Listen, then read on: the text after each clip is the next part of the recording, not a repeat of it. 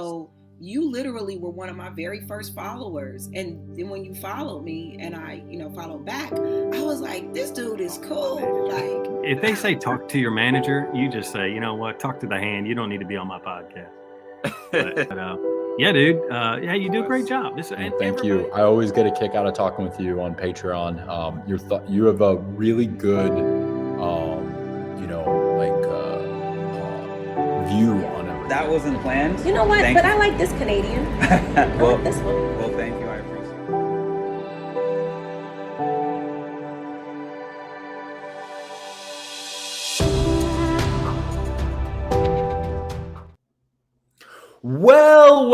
Well, what is going on, Patreon? I am glad to be back, and we have a special rendition of an episode for y'all this week. One of my favorite patrons of all time. We got Mark with the Mindful Reality podcast, who I've been a guest on, and it was a blast.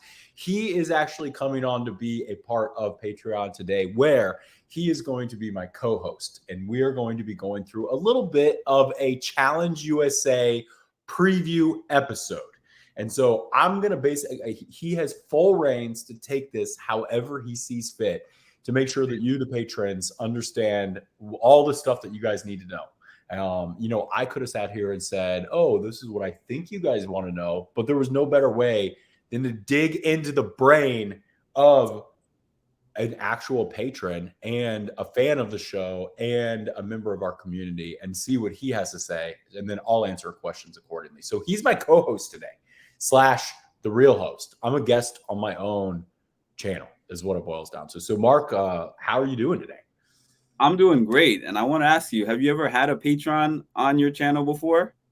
I have not. You are the first patron on our channel, other than like when we do like Q&A sessions, but like this, no one. I've only just got like this account on StreamYard, and I've only used it one time, and it was with the Devin Walker interview, and it was a lot of fun. And so I think I'm going to be finding ways to do things like this more often. But yeah, this is a first. Well, that means that if you have anyone else that's better after me, I can always say that I was the first. That's a title that can't go away. It's true. Yeah, you're setting the bar. Yeah, so thank you so much for having me. I appreciate this. You're incredibly welcome. So when I was thinking about my questions, I thought about some of my own, but I also tapped into the fans because I realized this is for the fans. So I have a combination of everything. Let's hit me. So I wanted to start off with the fact that you have now been on 5 iterations of this show.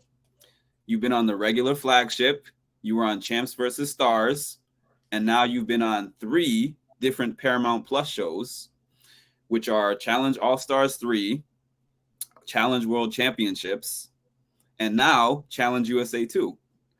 So, being that you've been on all of those different shows, can you rank them in terms of how much you enjoyed them from most to least?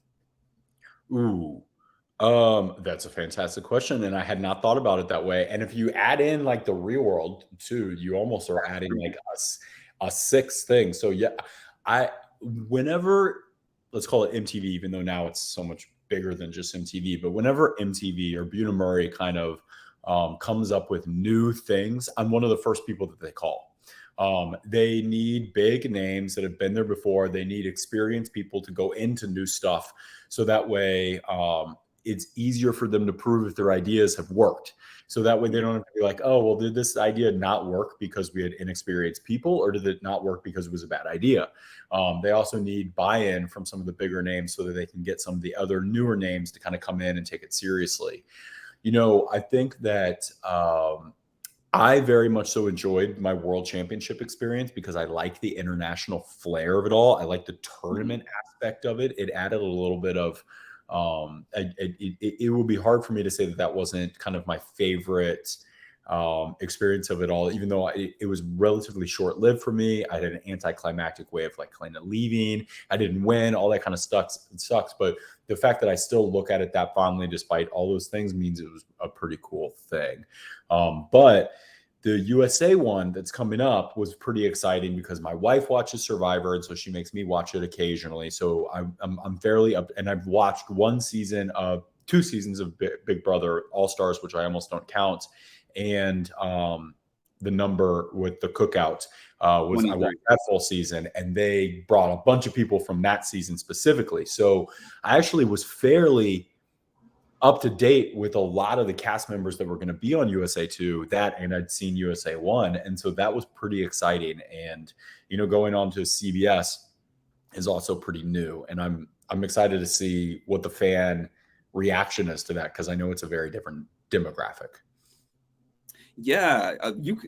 When I ask you a question, sometimes you answer like 5 of my questions in one. But anyways, I'm still going to ask them. Going into having an experience with world championships, which is, I think, much different than the other ones that you did before, did that help you prepare for going into Challenge USA 2, the different format?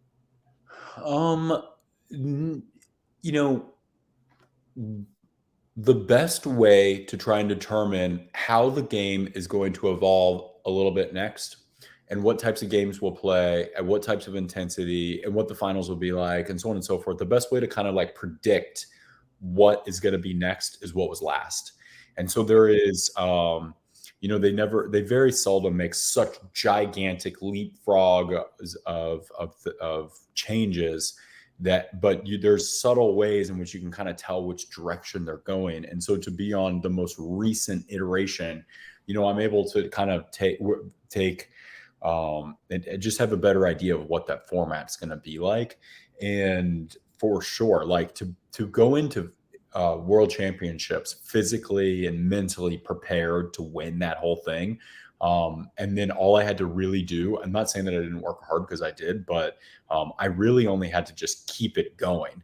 And the stuff in my physical preparation was identical. And in that's like a real prioritization of, strength and endurance. And if I'm mentally prepared to win the world championships, I'm mentally prepared to take on Josh Martinez. I'll get to that. So during the World Championship season on Twitter, you said that Johnny Bananas is dead to you. And sometimes I can't tell whether your Twitter is real or whether your Twitter is trolling. But what was your standing with him going into this new season? There are elements to truth in everything that I say. If not fully actually true. When I wrote that, I was being serious, and to a certain extent, I still am. Bananas uses me. Bananas is a troll himself, and he is an asshole, obviously, and he is annoying, obviously, debatably one of the most annoying men on the planet. There's no, and that's real. Like, that's how he actually is. That's not like a persona. He's like that all the time. If he's with his mom, he's like that to her, right? And he is scared to poke at other players because of the sensitivities that everyone has these days. But I don't have those sensitivities, so he kind of comes at me all the time. And most of the time, it's on topics that are totally fair game. But sometimes, like, he still is in this propaganda mindset of he wants to tear me down as much as possible as far as my abilities go, so that way his look like they're kind of better. So anytime I do good, he tries to tear them down, and anytime I do bad, he tries to like shine more light on that, and in particular in his podcast. And it was just starting to get really annoying. So I wrote what I did. A real friend would not be doing that. And so, like, I've always got my emotional distance with the guy, because he on a moment he will basically take whatever colleagueship or friendship we have, and he will throw it away for one good scene. So, you can't really trust him long-term professionally in any capacity. And then also knowing that he's never actually helping promote me in the same way that where I find ways to sing his praises when he deserves it. And then I tear him down when he deserves it. He just kind of tears me down. And I don't think that's I don't think that's a very healthy balance. So it's safe to say you weren't going in there continuing the love from Total Madness and feeling like we're going to partner together or anything like that going in. I was open to rekindling for sure, but I was more mad at him going into USA 2 than I had been since before we made up before Total Madness. So this is the worst our friendship had been, or worst our relationship had been since we were rivals going into the plane ride of USA 2. So yeah, I was highly worried about him and us. I got you. So you said that you were familiar with several of the different castmates that you were going to be on the show with. So I want to say, who were you looking forward to seeing the most, and who were you least looking forward to seeing out of who you knew? Yeah, I was really looking forward to Tiffany from Big Brother. She that season was what she, obviously that group obviously was very smart about banding together and forming an alliance and everything, but she was the leader of that alliance. Yeah. And in my opinion, the innovator of that approach.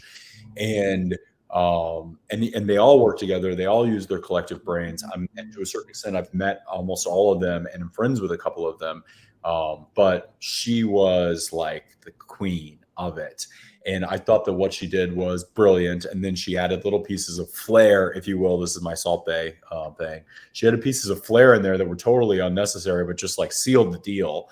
And so I kind of tip my hat to her. And I mean, it's fair to say I struggle to think of a stronger, smarter, tighter, more effective alliance in the history of reality television than the Cookout. Yeah. And so when you put it that way, it's kind of like I'm very much so working forward to hopefully working with her, and definitely don't want to get on her bad side. And she's funny. And so she was at the top of my, like, I'm looking forward to meeting her list. And then on the other side of the spectrum, Josh Martinez, right? Like, I have no beef against Josh Martinez, but it's kind of like he's had enough times to prove himself on the challenge, and he has not. And in my opinion, he drags us all down and makes us all look bad. And I don't really think that he deserves a spot any longer. I think that he's had his shot and he needs to be replaced with somebody else. So those are the two extremes of it all. I had my brush here. You had one of the most iconic moments, I would say, in tribunal history when you were talking to Josh, and Josh was telling you like, hey, are we going to keep going after each other? And you had the straightest face and you were like, no, Josh, this is not a thing. Why would I be trying to get rid of the worst player here? Yeah. It kind of reminded me of some Art of War type of stuff. I want to know, was that strategy for you, or did you legitimately feel like you are no threat to me and you looked how you felt? I mean, that was all real. And I saw the comedy in that, but that was actually a very challenging one.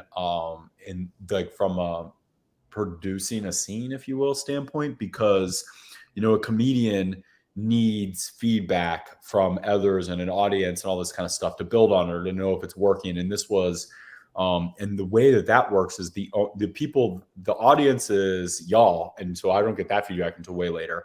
Sometimes you get snickers from the production, but they are quiet. Then sometimes definitely like Jenny did. Jenny and Swaggy were smiling. They were, and that was helpful, but you never really know, like, if the cameras and the audio are picking up, if that level of comedy is translating.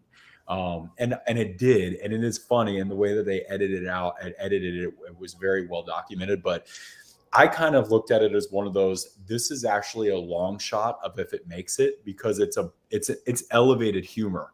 You have to understand all of the context for that to be funny. Like, it would be hard for someone that comes in off the street that knows nothing to get that joke. And so this is, and it's one of those ones where I didn't actually even think that it was going to make the cut.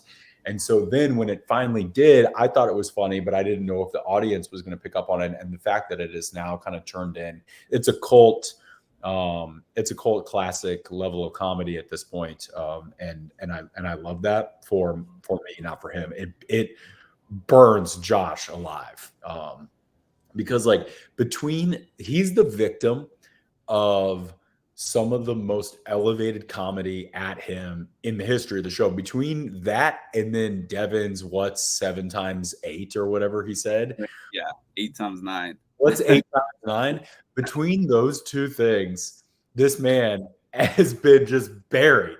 And he does not have one example where he's done that to somebody else. Like, he doesn't have that like ammunition in him. And so if either one of those things had ever happened to me, I would be done and off the show. And it's happened to him twice. So it is, I don't know, poor guy. So something that I wanted to talk to you about is the math of this all, because I know you think about the math of these games. So I counted out of the cast. There are 9 Big Brother players. There are 7 Survivor players. There are 6 Challenge MTV players, and there's 2 Amazing Race players. So your cast is outnumbered by 2 other casts, and particularly like the Big Brother cast is repeat people also. So it's like they're Big Brother plus they've been on the Challenge multiple seasons, some of them. So did you feel like coming into this one, you had to try to figure out how to smooth some of those bigger numbers to get into their good graces? I'm not gonna lie, I was very okay, let me back up just like a month. I was super pumped to come on USA, and I was ready to kind of blend in. I knew enough of them, seen enough shows, understood I had enough talking points where I could at least start friendships. So all that felt really exciting. And then eventually when, enough of the kind of cast list, if you will, had been formalized, and I'm talking to the producers, I'm like, you guys are setting us up. Like, this is BS. You're not paying us enough. And they're like, what do you mean we're not paying you enough? I'm like, and they're like, and I said, well, I haven't got my actor's fee yet. And they're like, what are you talking about? It's like, well, you don't actually expect me to win this, do you? Because this is completely unfair. And they're like, oh, well, you guys just got to go in and just do what you do. And it's like, have you seen Survivor? These people are relentless. They will take any little thing that aligns them and use that as ammunition to kind of build like a straight up, a really good alliance. And then the Big Brother, then to have 9 of them is really scary. And so I wasn't sure what the heck to do. And I tried not to get in my own head too much about the fact that this was completely and utterly unfair, because maybe, just maybe, I could stall long enough to get my bearings. Sometimes one of those larger groups could implode, especially on the Big Brother side. They overthink things. And then there was the possibility of picking up maybe one of the smaller groups, such as like the Amazing Race people, and being like, look, you have 2, we have 6. Either way, we're mathematically outnumbered. But if we combine, all of a sudden we have a formidable group. And so but it was just a matter of not overthinking it and trying to get in and stall a little bit. But we very much so were outnumbered from the onset. And TJ Lavin, and without giving any more spoilers, so I'll just kind of leave it at this. TJ Lavin did not just give us the mathematical minority. He did something way worse right from the beginning. So whatever you think our disadvantages is about to get worse. And starting in what I'm assuming will be, I've not seen episode 1, but what I'm assuming can only be the very, very, very beginning of episode 1. It will become a lot more clear as to how big our disadvantage actually is. Yeah, and I'll tell you, a lot of the fandom, a lot of the Challenge fandom specifically, is saying that it's unfair. They're like, why are there so many Big Brother players on there, and then the Survivor players, and then the challenge players? Like, you guys, because we saw in the World Championships, remember with Danny, it was just like, we got to get out Wes, we got to get out Jordan, we got to get out Bananas. Like, we just have to get out these guys because they've been there, won it before, and we can't trust them. They're dangerous. So it's just like, I agree with you. The Survivor players in particular, yeah, they're like, we want to get those people out, those challenge people out. So it looks like. I'll tell you what, though, like, in defense of Danny and in defense in general of the other Survivor players, which I respect so much more than the MTV side, both sides want to get rid of guys like Jordan and I and Bananas and CT, right? But for different reasons. The Survivors and in World Championships, and Danny as the example, they're trying to get rid of us because they see skills that they know that they will not be able to beat at the end. Okay. And that is just saying, hey, I see you. You're good. I understand what the game is. You are a threat, and I am not going to sugarcoat it. Threat, you're out. The MTV people don't even understand that we're threats. They're so like in their own head about them being, they're just overconfident about nothing. And they come after us not for being threats, but for trying to steal our clout.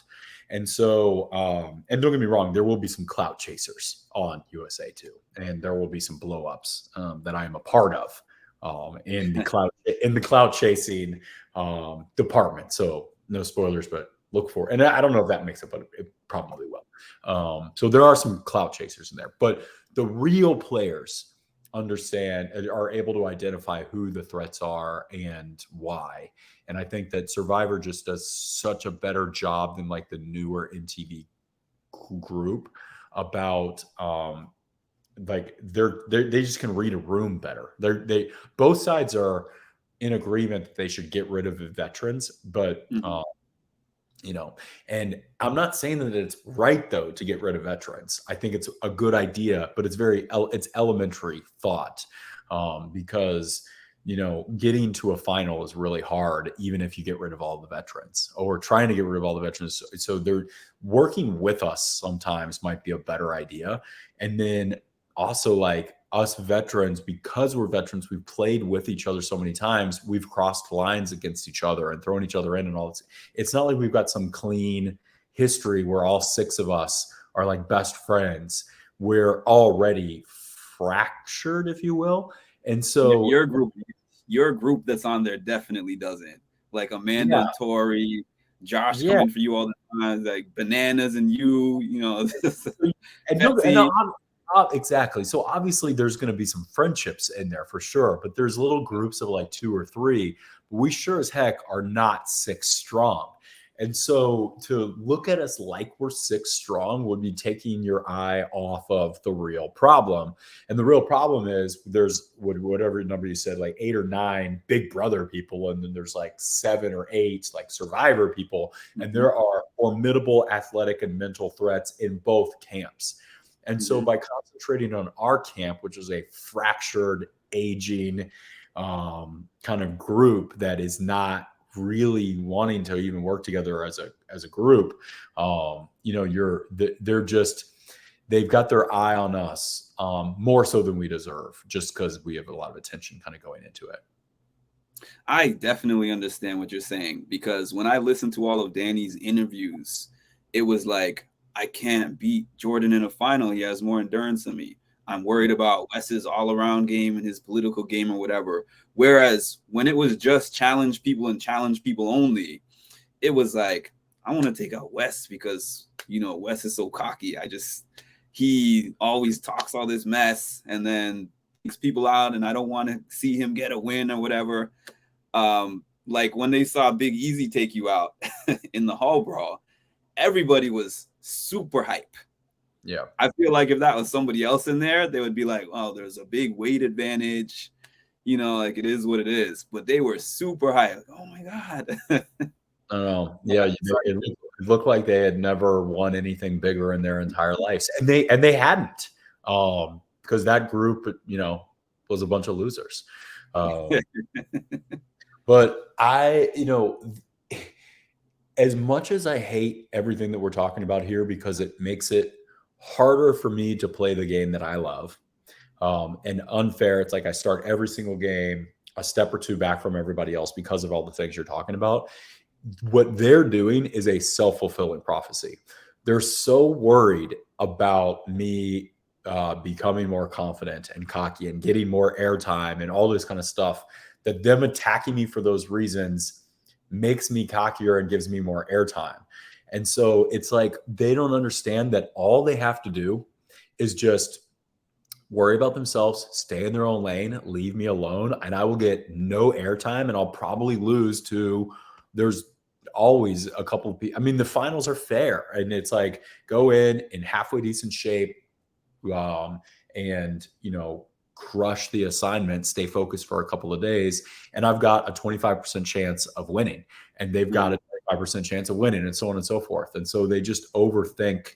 They overthink me and it, and they don't understand. Like when I saw Danny, for example, because I saw a fellow smart person before I met him, I was like, I assumed I could convince him to work with me because I really was going to partner with him and go to the end with him and then let the best man win.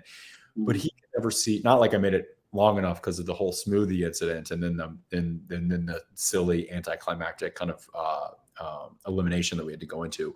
But he would have never. I was trying and I was working him down, and it was one of those, like, he enjoyed spending time with me. We are friends. We would seek each other out to hang out during the day, but you could tell he was going to get rid of me as soon as possible. He was not making any promises. He wasn't lying or anything, but he was. But it's just because I don't know. But whereas I was like, no, I really will be loyal to you, and I want to find a group of kind of strong players, because when you partner with the strong players, you have a higher likelihood of winning the dailies or being hard to get rid of. And so I kind of want to be with the stronger people. But some people look at it like, oh, what if you help protect the strong people, then the road at the end is harder. And there's some truth to that, but it's not as cut and dry in the challenge as it is in like Big Brother and Survivor. You can tell who is winning in Survivor and Big Brother as you play the game because of big moves and the resume. But in the challenge, it could go any which way. You never know how the rules are going to go. You never know if it's going to be like super endurance heavy or eating heavy or puzzle heavy. And you look at a guy like Danny, who is obviously like an athletic and mental specimen. We all always give him credit because he's so big and athletic, but we forget that this is one of the smarter men that's ever been on the challenge. And then you add in, like, from a football standpoint, he was always like put in a position to study the most plays and have the most complicated stuff. His football IQ was higher than the rest of his teammates. And so, like, a guy like Danny really should just be very secure with himself as a formidable threat, regardless of who he's in the final against. Right. So, there's that. So I wanted to ask you about Paulie. Paulie, I've wanted to return to the challenge for a while. The fans are very mixed about that. Some people are like, I love this guy. I love what he brings. And other people are like, oh, I hate him. He's toxic, this and that. What are your thoughts about Paulie on the challenge and his return? I'm excited for it in the sense that, like, he's a very good competitor. And his controversies and his decision-making is entertaining to watch, and it is messy, and that makes for a good show. And that messiness, especially because he can back up a lot of that stuff, means that he is a threat that you can't, like, predict what he's going to do. And so from a fan standpoint, I'm excited to see him back. From Wes, am I excited to see him back? Yes and no. He at this moment in our lives, I consider him a friend, like going into USA. And so it's just, he has such an insecurity about bananas and a misunderstanding of whether or not Bananas and I are friends. And I think that he hates Bananas way more than he likes me. And so I think that it's gonna, I think that he's gonna, I think that that's gonna get in his head. And I'm a little worried at this moment, like going into this season, where him and I will stand because of the aforementioned. I consider him like a good villain. That's what I keep telling everybody. Like, he's not somebody that is the beloved figure on the show, like Landon, where everyone's like the legendary Landon. He can never say anything wrong or do anything wrong.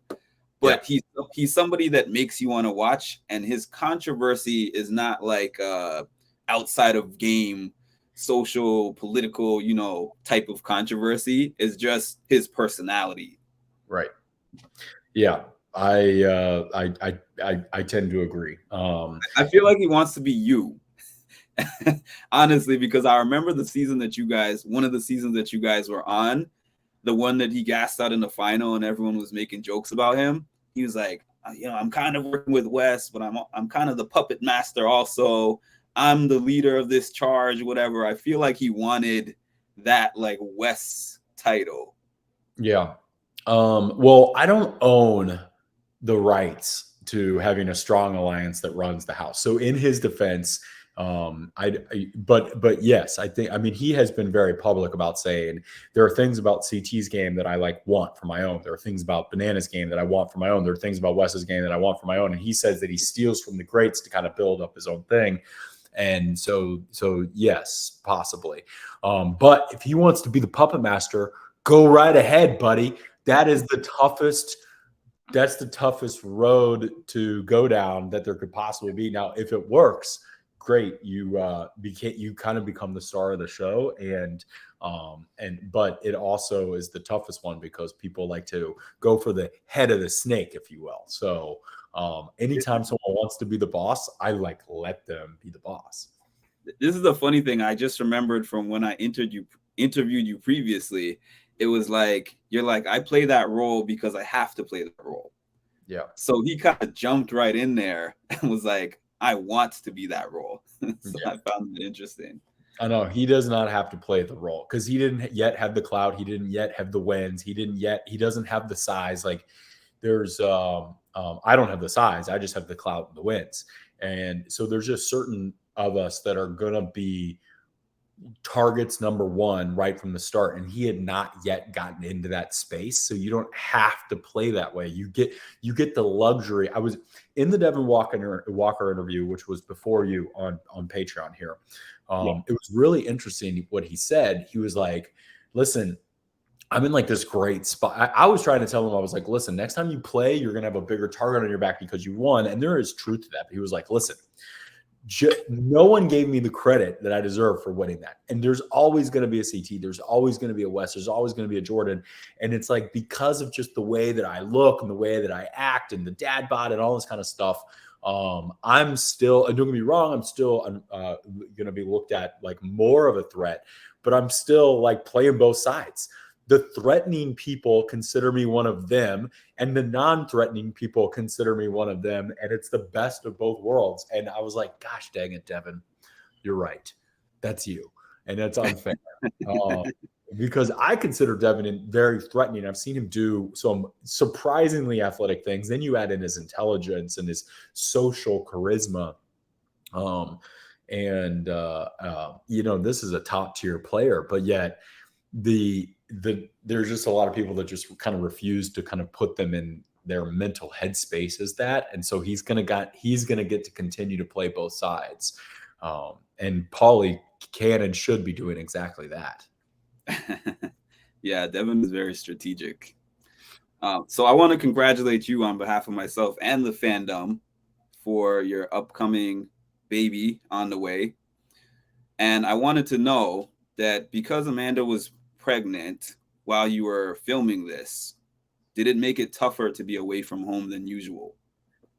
I'd love to say that it did. And to a certain extent, a little bit, but we had to, it was early in the process. Look, it's been a long time now and I've still got 2 more months. I don't know if anyone knows, but 9 months is a very long time for a muffin to cook in the oven, right? It's and as we say in barbecuing circles, smoking circles, low and slow is how you cook the best meat. And that's what this baby is being cooked at right now, is a very low temperature, very slowly, but it's going to come out the best. She at that time wasn't even really showing. It looked like maybe she had like some bloating is what it kind of looked like. She had no symptoms. There was no nausea. There was no, so it also kind of like part of what I've been doing during these 9 months, including the next couple, I'm booking it with as much stuff that I won't be able to do as a new dad as possible. I won't be able to fly to Croatia and be on the challenge when I'm a brand new dad. I won't be able to do all of these block seasons. I won't be able to do fill in the blank, all this other kind of random stuff. I won't be able to work as hard as I can. So I'm trying to work almost overtime during this period that will allow me, during the time that it actually matters, to be a good, mindful father, basically on paternity leave. And so like I did for the first time ever have people say, oh, he just announced that he's pregnant and now he's like, and it's like, what am I going to do? Sit home and like watch my wife do the exact same things? She has no symptoms, no whatever, and then just like not make any money? No, I think I'm going to prioritize instead, after the baby has come, then I'm going to do nothing but be a father for, I think I've got like 3.5, and I'm calling it paternity leave, but it's not, obviously, because I don't have a job. But I'm going to take on no projects. I'm going to work no more than like 30 minutes a week. And it's just going to be a dad for, I think it's like 3.5 months until my first formal obligation post birth. And so anyone who doesn't quite understand, I think that they've missed, like, what am I supposed to do? Like sit around and put her on bed rest and like follow her around and get her glasses of water every hour? It's like, she's a very independent woman. She's out, she works full time. She still does yoga and she has all these other hobbies. Like, we're both, one of the things that makes our relationship great is we're both very independent. But yeah, it was, I don't know. It was definitely a little weirder and a little harder, but, I felt very little guilt. It was actually quite easy to take off. So do you foresee in the future, Wes, on like challenge season 43 or something, having like a Danny scene with her and your child at that point in time, like, hey, I just won the challenge? I don't know. I'm going to give you a little bit of a spoiler here. There's going to be a lot of retirement talk coming up. And now my retirement talk is a little different than normal people's, in the sense of like, you never really know if that's a real retirement, but just I'm forewarning people, the likelihood of me being on a challenge again anytime, even remotely near now, post USA 2 is very, very, very small. And yes, it is because of the kid, but really it's just the kid is the straw that broke the camel's back. Yeah. MTV has gotten worse and worse and worse about how little planning they have up until like the moment that our contracts, when we sign and when we're official, by the way, they're not mutual. They're one way. So you're beholden to them, but they're not beholden to you. So really, you don't know until you've stepped onto that riser and see TJ Lavin in the face that you're actually on the show. There are horror stories in almost every season where people get cut, like at the hotel and stuff. Like, it's kind of ridiculous. That kind of stuff has never happened to me, thankfully, but it's one of these days it will. But then they push the contracts closer and closer and closer to the time that we film, and the dates change from when they first initially call you. And that's fine. That's how their industry works. And most of their cast and most of their crew, because the crew is kind of all independent contractors. They're all over the world. There's a lot to choose from. And guess what? So is the cast. Independent contractors from all over the world that don't have jobs and other responsibilities. I am not one of those any longer. I love the challenge. It's a very serious hobby of mine, to the point where it's like a part of my career. It's part of my identity, and I would do it forever if I could.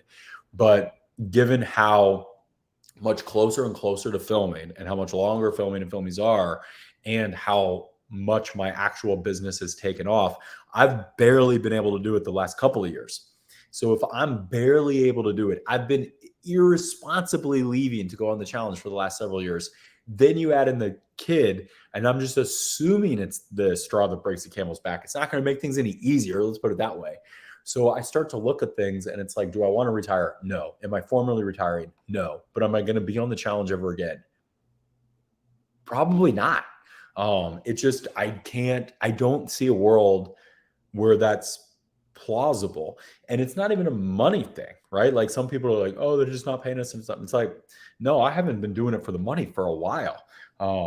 It's just, it is really just if they knew the dates and could truly lock me into those dates in a business amount of time warning, I would still be able to do them. But they don't know the dates and they can't lock you in. They lock you in a Hollywood time, not a business time. And I work on business time like the rest of the world. And they work on Hollywood time, which is they just pick from a bunch of unemployed people and pop them in. And I mean that on both sides of the table. Right. I mean, that's how Hollywood is. It's like you walk around Los Angeles and you're like, why is everyone out and about? It's Tuesday at noon. Why aren't they at work? And the reality is it's like how the LA industry works is like unemployed, overemployed for 2 months as a contractor, right. Unemployed, overemployed, overpaid, and then unemployed. And it's like they kind of do this. And so are the reality, like the professional reality stars. It's like nothing, something that's kind of high paid, overbooked, and then nothing. Right. And then me, I kind of book myself in business roles and stuff like a more normal person. And the other thing that they're combating with me is it's not like a job where I'm like desperate for a vacation, because I find a ton of fulfillment out of the work that I do, like as much like from a fulfillment standpoint, more so even than the challenge. So they're competing against the fact that my work is more fulfilling, higher paid, more organized, sooner. So they're like, they lose in every category. And that really stinks because I love the challenge and will do everything in my power to get back on it. But from an organizational standpoint, they're not where they need to be. You know what? On the forums, some people were upset when you said on the Challenge All-Stars 3, like, I do this for the love of the game. I don't need the money. Because they're like, everybody needs this story. Like, I'm so hungry for the money. I have to use this for funding to help somebody who's sick or to build a house or whatever. I have new kids on the way or whatever. People were upset by that. What would you have to say to that? Good. Yeah, fuck you guys. The challenge in particular, and also I'm going to go on a little rant here about Survivor in particular. These aren't charity shows, and they shouldn't be, right? You should pick someone to win Survivor if you're on the jury by who played the best game, not who deserves the money the most. And let me tell you a quick little story. The quick little story of me getting my business off the ground. When I needed more money, I would show up to the challenge as my version of the day job. And when I was broke and didn't have any money, I would show up to the challenge. I would get a little bit, I would bring it back, and I would put it towards my company. And then eventually it became something to where it now employs a bunch of people, and it helps a bunch of people, and it's helping a bunch of people that don't have access to entrepreneurship education at scale. And it's doing a ton of good. And it's kind of like we all should strive to do something as impactful, whatever is most impactful for you in your lane. And in my lane, I'm doing that, and in a very good way, and helping a lot of people that very much so deserve it. And yes, I found a way to make money from it in the process, and I am successful and have kind of quote unquote made it. But does that mean that like everyone that makes it, you're no longer allowed to like play the challenge ever again? Does that mean that you no longer deserve to get pressed because you've already got the attention? Does that mean like, and so everyone that wants to make it should also want to say, okay, so that means you get put on the sidelines of everything in life now that you've made it, and like life is just for the people that haven't made it yet. It's like, no, that's not how that works. If anything, I deserve to be there more so than the people that need the money. Because quite frankly, if you need the money that bad, you should be getting a job. It's one of the most irresponsible things in the world for you to go on the hardest game in the world against guys like me, and you have to win to put food on your table. It's like, no, you should go work for the corporation down the street because that's a guaranteed way to put food on the table. But trying to go against me in a game is not a way to do that. So the challenge is not a charity show, and neither is Survivor, and neither is Big Brother. And also, like, even though I say I don't need the money still goes into a pool. That money fuels my life, and that life employs a bunch of people. And helps a bunch of people at scale. And I mean, there's a reason why my thing is helping more and more entrepreneurs that don't have access to the types of things that they wouldn't have access to without us. If anything, everyone should just give me their money. It's better. Actually, the most charitable thing to do is to give it to someone who it's gonna kind of, I'm like in a proven way, repeatedly on a daily basis, helping entrepreneurs versus other people. It's like, even if they won, they might need the money for their one little thing, but like they're not necessarily helping others. And I am. I honestly understood and appreciated your answer. I mean, obviously people would say I'm biased, but really I do look at things from many different views. And I'm saying to myself, all that means is that there's not a desperation for it. Like, you're not like, my whole life is on the line if I don't succeed, if I don't win that money at the end. So It's just like, I like having somebody on there that's like, I really actually love the game. And it's very few people that you even hear say that. Yeah, I know. I'm right there with you. And how they also pay, and don't get me wrong, like I'm not going to give you anything like super secret here, but this is a gross oversimplification because there's more idiosyncrasies to what I'm about to say, but you kind of get paid by the week to be there. And so some people they need that next week's paycheck, and I feel for them, but it is so irresponsible because you're making life moves in the game to get to next week, but that's not how you get first place. Yep. You get first place by making long-term moves, right? Like, I hate the whole, like, we're playing chess, not checkers thing. It's been said a bajillion times, probably by me, a couple at least, but everyone says that. But there's truth to that in the sense of right from before you even get there, you're making moves that are meant to be long-term to set yourself up to get to the final and possibly win. And when all you do is care about getting because when they say things like, oh, if I could just get to Thursday, then that invokes the next week and I get my next, fill in the blank amount of money. I feel for those people to a certain extent from a financial standpoint. I've been there in my life. But it's a scary thing. And those people make the most boring players to watch. Because you're watching them not make big moves. You're watching them, you're wondering why they're doing certain things. And the answer is, well, because they wanted to be guaranteed an extra $3,000 or $5,000 or whatever amount they're getting paid per week, as opposed to doing the move that's right in front of their face. And so, this is why so many people, it is. So I tend to agree. Because the financial rewards have been completely stripped out, because I've been on TV for 20 years. I don't care about being on TV at all anymore. So the two main reasons that make someone lame to watch on TV have been stripped away. I'm literally there just because I love the game. And you think that is what the viewers deserve. In a perfect world, everyone loves the game as much as I do. Because you want to watch people that love the game, that are having fun while being there. And that's how I am. Well, I saw in one of your previous Q&As that somebody asked you the question of save, snuggle, and eliminate.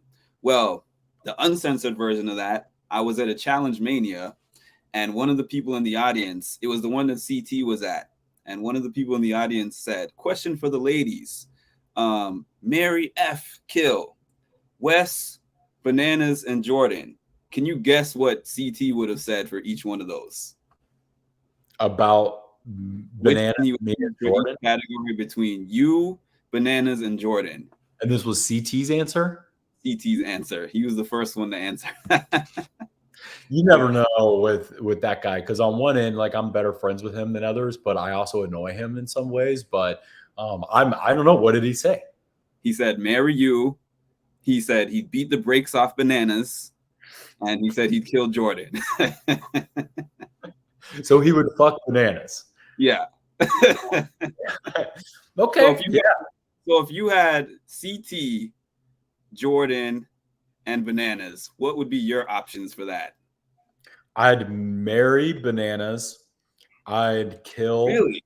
Yeah, I'd kill Jordan, and I'd fuck Jordan, and I'd kill CT. Really? I'm so surprised you would say Bananas, because you'd have to live with him. And I know, even though like I find him to be a repulsive human being, he's most like me. Jordan would be tough to be married to, and CT would. CT is, it is one of the most interesting men that I have the privilege of being friends with. But it would be intense to be like, and we don't like the same TV. So, and that's like the basis of a good marriage. Like, no one ever puts this on a marriage advice cards, but if you like watching the same stuff, you're gonna be, that's a good thing. And him and I don't like the same stuff. So I have a few more questions for you.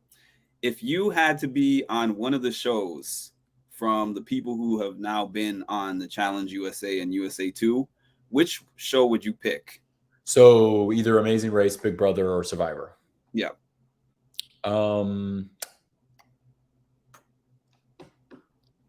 Okay, so I would have to, let me answer this from I've never been on TV standpoint. Like, let's say that I'd never been on the Challenge and I just know a lot. I would say Survivor. That feels more bucket listy. There's a bigger prize. You get to do cooler kind of games. But as someone who's been now on, so me, Wes Bergmann, I would never be able to win Survivor because they've turned it into a charity show. So why even show up? So, and then they don't pay an actor's fee, which is what I would be if I had to go on to that show. So, so there's no way that I could win. So the $1 million doesn't matter. So I would just be miserable for probably a couple days, max couple of weeks. It just doesn't sound right. So then you have similar problems with Big Brother. And so I would say I would do the Amazing Race. There's been some talk of Bananas and I doing the Amazing Race. And that would be epic. Like when you're sitting there and you're casting the Amazing Race and you don't put him and I together, especially now that we're on CBS, give us a chance to kind of go after the Amazing Race. We would be very good at that, to say the least. So I would do that one. And if I had to pick a partner, he would probably be it. Got you. So a fan said they want to see you bring your Danny from your season onto All Stars. Would you like to do a season of All Stars or even just see him back? I don't want to do it with him. I want to see him and be around him because I miss him, but and I haven't seen him for a while, and we connect occasionally over the phone, and it's like we pick up right where we left off. But I would never want to do a challenge with him again. The last one I did, Fresh Meat 2, it was just too hard to play with him, and so I don't ever really want to play with him again. But I want as much Danny time in my life as possible. But from a fan standpoint, I would love to watch him on All Stars. I think that would be great, and I think he deserves the shot. What in the world ever happened to Homecoming? I was really enjoying it, and all of a sudden it just seemed to die out. I don't know. I really don't know. We were amongst it felt like we were gearing up to get the phone call. You get all these pre phone calls, right? And we'd got all the pre phone calls. And so it felt like any second now the phone was going to ring and they were going to say, okay, we've got a date. Can you guys do this date? Here's the pay and all this kind of stuff. And it felt like that was around the corner, and then it just never did. And then it just like disappeared off of Paramount Plus. So, I don't want to guess what happened because we're getting into stuff that's none of my business, and I don't want to like spread rumors, and they're not malicious rumors. I think it just probably has to do with like licensing. I think that if I had to guess, Buda Murray owns the rights to The Real World and Homecoming, and they rented it to Paramount Plus essentially. And there might have been just a discrepancy over how much they wanted to continue renting it for or going into the next seasons for. There's a chance what that means is they're taking it off Paramount Plus to get out of an exclusivity period, and then they'll put it back on another channel. There's a chance that that's exactly what's happening right now. But I watched all 3 seasons, and I found them to be very entertaining. They won awards that the Challenge has yet to win. And it is obviously way more inexpensive to film The Real World than it is the Challenge, and you get almost as many episodes out of it. So economically, it doesn't make sense why it's not there. But I think what it boils down to is all of this not things that make no sense is also just our way as the fans of complimenting it. Like, it was very good. We want to see more. We don't understand why it's not there. And there aren't answers. And I wish I had answers, because I would love to be on it. And even if I'm not on it, I would love to keep watching it. Well, Wes is known for politicking, and they always show all these scenes of like, okay, I talked to this one, I gave this one a call, I talked to that one, I talked to this one. I know you said you were familiar with a lot of them from watching the most recent seasons of their shows. Was there a pregame politicking going on, or airport politicking, anything like that before you started?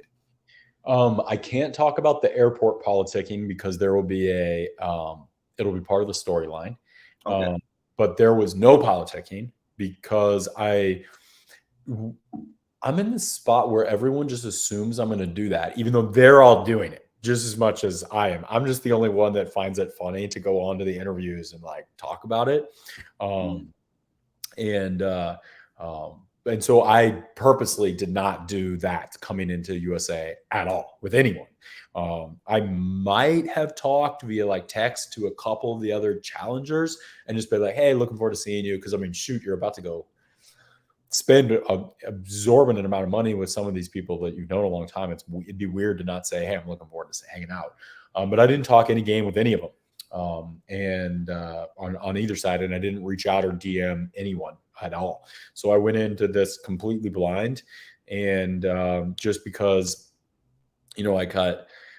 I get kind of persecuted for doing that more than anybody. But so I tried to not do it at all. Meanwhile, they all were doing it, but I'm damned if I do, damned if I don't. So, but again, it was nice. If I'm damned if I do and damned if I don't, then it was nice to just not do it. It was just less hassle. Understand. This is a question that the patrons are going to know why I'm asking. Are we going to have a whole bunch of Wes treadmill scenes? Wes running on the treadmill. It's like we had in the last couple seasons. I hope so. I'm not a treadmill guy. So it's just some of the houses are not set up very well to run. So the best option you have is the treadmill.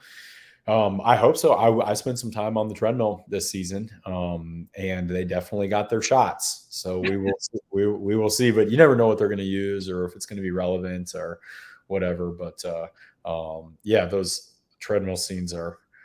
But I think I need to stop doing the treadmill scenes. So if there are treadmill scenes, and there will be some treadmill scenes, I'm probably never going to use the treadmill again.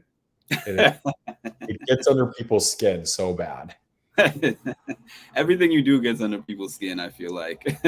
It's true, but that Look one. at what's eating. Yeah, He's that so one. arrogant. Yeah, I know, but what's a guy to do, Well, that's the end of the questions that I have. I just want to say I really appreciate you for having me on here. You're incredibly welcome. This was a lot of fun, and I wanted to do some sort of a preview about what's coming on, but I didn't really know how, and this was so much better than just me coming up with a handful of topics and trying to go through them.